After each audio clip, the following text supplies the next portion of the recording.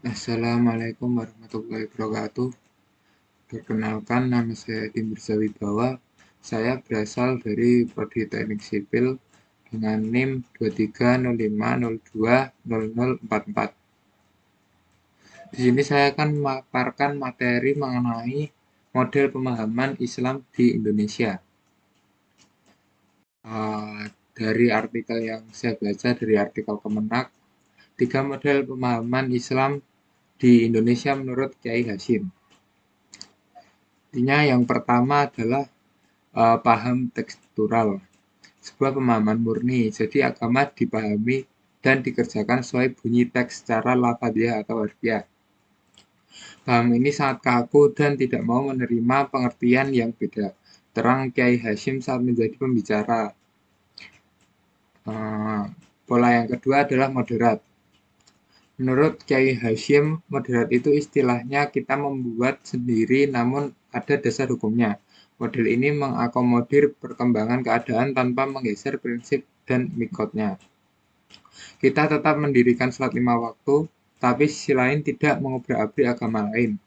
Dakwaannya tidak bertentangan ketika ada perbedaan, semua ditarik ke dakwah. Namun jika tidak bisa menurut mantan ketua Tanfiziyah PBNU, ya sudah.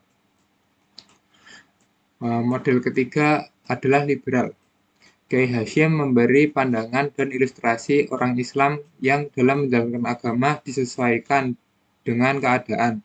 Jadi jika model tekstural itu tidak kompromi, jika moderat itu ada kompromi tapi tetap menekankan pada aspek agamanya, maka liberal ada menekankan pada aspek keadaannya.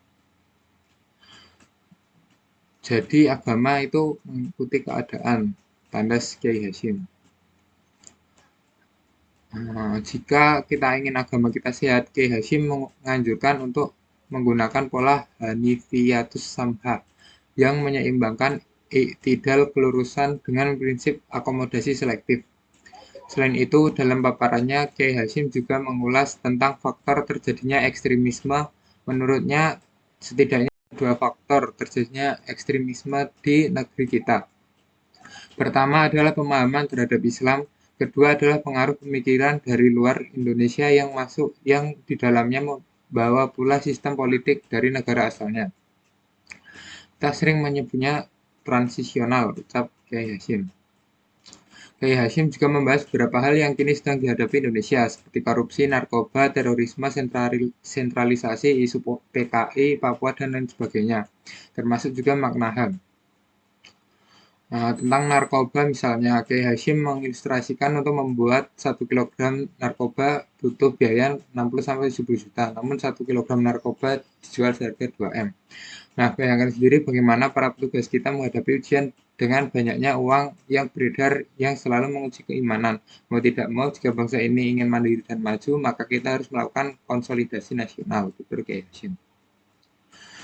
Lalu dari artikel yang kedua, dari hazanahrepublika.co.id ada Mahfud yang mengatakan Islam Wasatiyah paling cocok di Indonesia.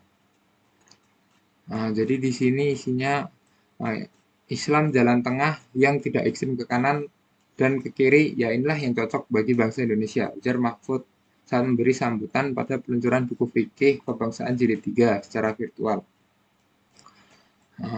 Islam Wasatiyah, kata Mahfud, paling cocok diterapkan di Indonesia sebab sejak berdirinya Republik Indonesia, jalan tengah ini dirumuskan tokoh Islam yang tergabung dalam BPUPKI. Mereka menisbihkan Islam di Indonesia adalah moderat, karena itu tidak memaksakan untuk mendirikan negara Islam.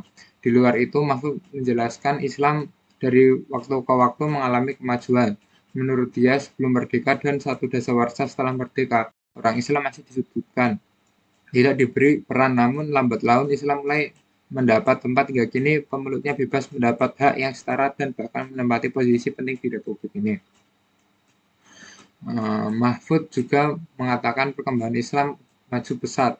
Tak ada larangan kegiatan keagamaan di kabinet, kantor kementerian, BUMN, dan kantor pemerintahan banyak musola dan kajian keagamaan yang tumbuh subur dan gampang ditemui. Jadi intinya dari semua materi ini Menurut saya Islam yang paling cocok didirikan di Indonesia, model Islamnya adalah ini seperti kata Pak Mahfud, yaitu Islam Wasatiyah. Dikarenakan Indonesia itu rakyatnya beragam. Jadi kita mengambil yang tengah-tengah, tidak terlalu ekstrim ke kanan, nanti malah membuat terorisme di negeri ini, ataupun tidak terlalu ke kiri. Kalau terlalu ke kiri nanti membuat eh, penyimpangan-penyimpangan dalam agama Islam. Sekian dari saya. Billahi taufiq wal hidayah. Assalamualaikum warahmatullahi wabarakatuh.